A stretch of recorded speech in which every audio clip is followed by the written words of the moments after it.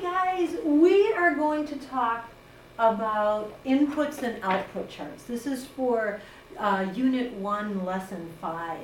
And these probably look really familiar to you. If you take a look on page 37 in your textbook, I bet you've worked on charts like this before. Some of the features of input and output charts are that they have a rule, a space for a rule.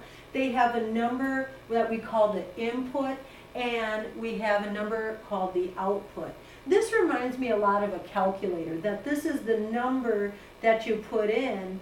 This is the whether you want to multiply or subtract or add or divide along with the other number. And this is when you push equal sign, what do you get? So what we're going to do is when we solve input and output charts, we want to look for the inputs first because that helps us with our relationship to the output. So for example, here we have an input of 1, and then what we need to do to that is we need to add 8 to that. So 1 plus 8 is 9. Second one, here we have the number 2, that's your input. So 2 plus 8 equals what? Well, that is going to equal 10. Now here we have something we don't have an input, what we do have an output. We're going to wait on these two for just a moment, but let's go down to something familiar. Here we have an input number, 5 plus 8 does indeed equal 13. So now we need to solve for our inputs. Another way of looking at that is that some number plus 8 equals 15. And we know that addition is a small number plus a small number equals a big. And how can you use a big number and a small number to get a small? You subtract. 15 minus 8 is 7.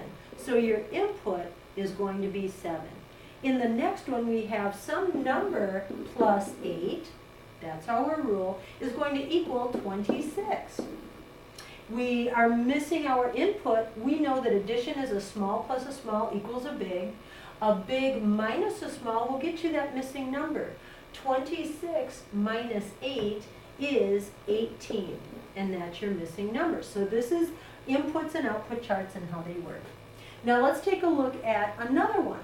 Here we have the rule is missing. So what we want to do is we want to look at our input and output. Look for any rows that have both the input and output, and we want to study those numbers. Here we have a 10 and a 5 and a 24 and a 12. How do we get from 10 to 5? Well, 5 is less than 10. How do we make a number less? Well, we can either subtract or divide. If we divide, how do we get 10 divided by what number equals 5? Well, that could be divided by 2. Let's see if it works for this. 24 divided by 2, does that equal 12? Yes, it does. So what that tells us is our rule is divide by 2. So 10 divided by 2 is 5. 24 divided by 2 is 12. Here's an input. 18 divided by 2 is 9. Oh, we don't need that one because that's a repeat.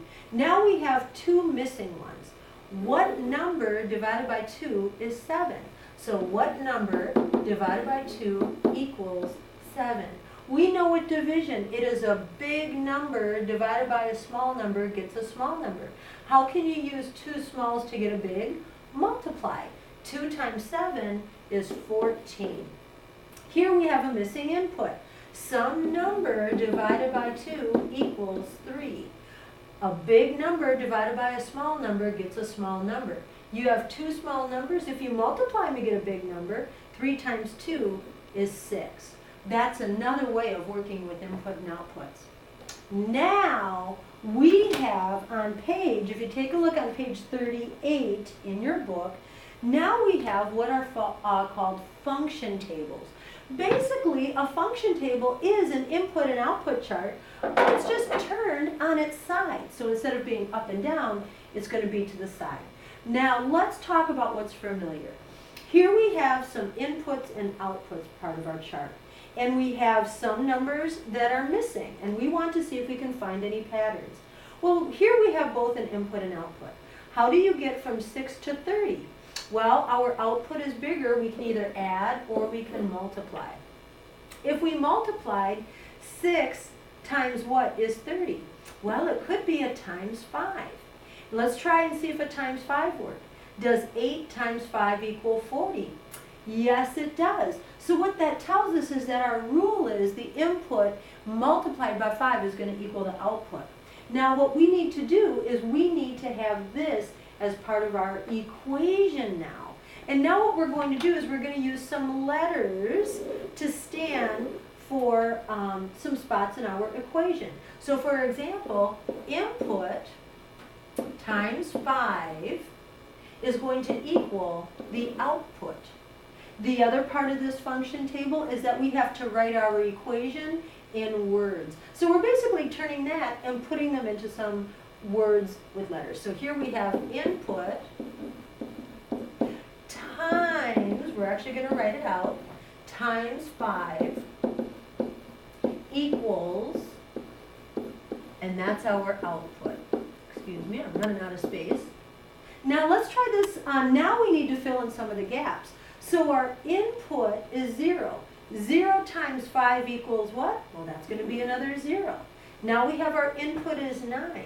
9 times 5 equals what? That is 45.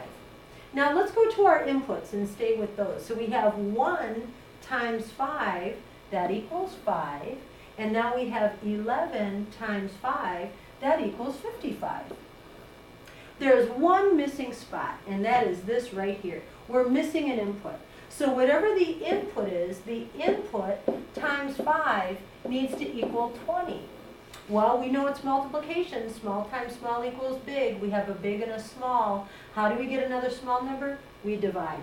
20 divided by 5 is 4. So that's how we work with function tables. It's basically an input and output chart on its side, but instead of having a rule, it's an equation, and we have one other part, which is actually writing out the rule or the equation in words. Now let's try some. Let's take a look on page 38. There, you're going to see problem number 5.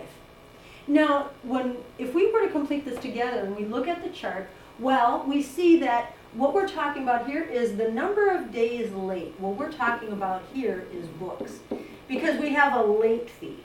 Now let's talk about the relationship of these numbers. Well, 1 and 10, 2 and 20, 3 and 30, 4 and 40, 5 and 50. What is the same with all of them? Well, I know to get from input to output, I could multiply by 10. 1 times 10 is 10. Let's see if that rule fits. Is 2 times 10 20? Yes, it is. 3 times 10 is 30. 4 times 10 is 40. And 5 times 10 is 50. We just found our rule. Now we're going to write an equation. Now instead of input and output, now we're given some letters, an L for an input. So that means the number of days late times 10 is going to equal whatever the late fee is, which is F. That is our equation. And to write it in words, we basically take our equation and write it out. So we have the number, and this may take a bit of space, number of days late times 10 equals the late fee. Let's try another one. Let's have you guys take a look. Same thing at page 38. Let's look at number 6. Now we need to work more with this because we don't have a complete function table down here. But what we can do is we can study the numbers. We're talking about bicycles and wheels. So what's the relationship between bicycles and wheels? Well, if there's one bicycle, there are 2 wheels. And if there are 3 bicycles, there are 6 wheels. And there are 5 bicycles, there are 10 wheels. Well, how can I get from 1 to 2? Well, I'm going from small to big. I could either add or I could multiply. Now, 1 to 2, I could add 1. 1 plus 1 is 2. Well, let's see if this works. 3 plus 1, it's not 6. So my plus 1 rule does not fit. So I must have to multiply. So how do I get from 1 to 2? 1 times what equals 2? Well, that is a times,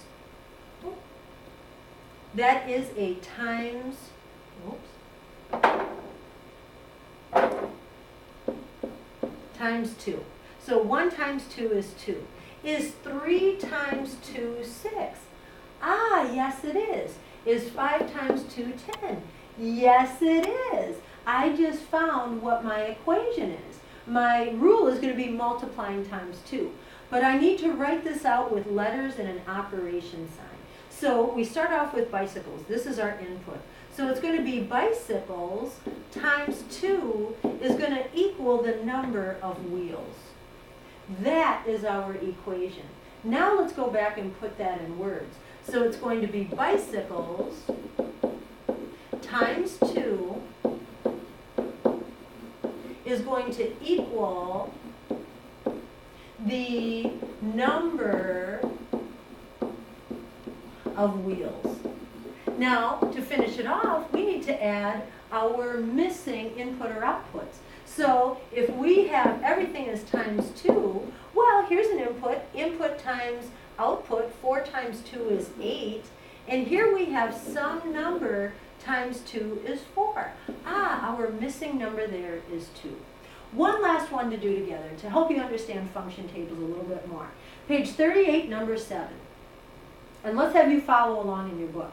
Here we're talking about the relationship of tricycles to wheels. Let's study the numbers first.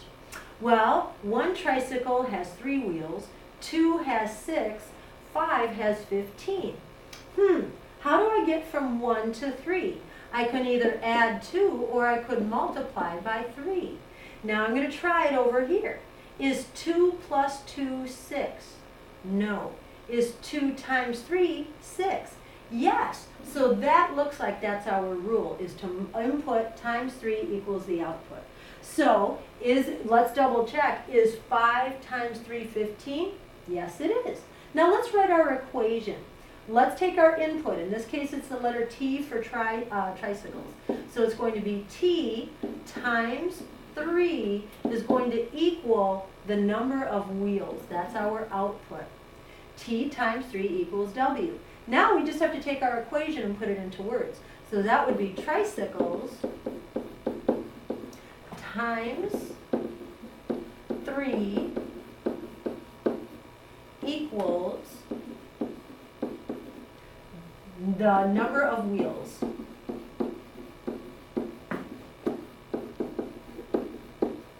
And there we go. Now on page 38, you have numbers 8 and 9. Let's have you try those on your own. All right.